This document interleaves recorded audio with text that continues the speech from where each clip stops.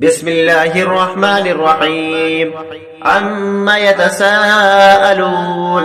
عن النبأ العظيم الذي هم فيه مختلفون كلا سيعلمون ثم كلا سيعلمون ألم نجعل الأرض مهادا والجبال أوتادا وخلقناكم أزواجا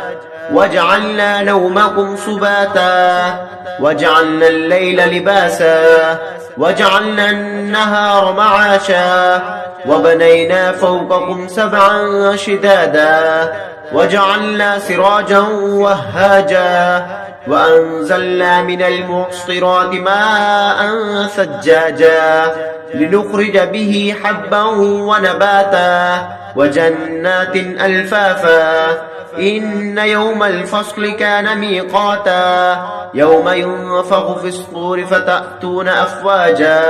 وفتحت السماء فكانت أبوابا وسيرت الجبال فكانت سرابا إن جهنم كانت مرصادا للطاغين مآبا لابثين فيها أحقابا لا يذوقون فيها بردا ولا شرابا إلا حميما وغساقا جزاء وفاقا إنهم كانوا لا يرجون حسابا وكذبوا بآياتنا كذابا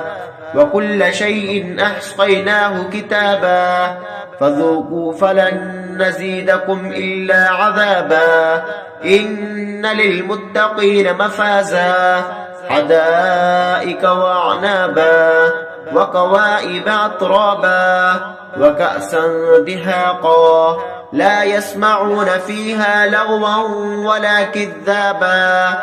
جزاء من ربك عطاء حسابا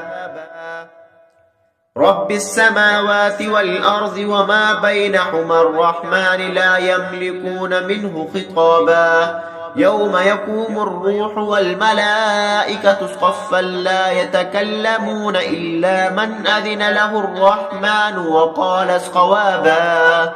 ذلك اليوم الحق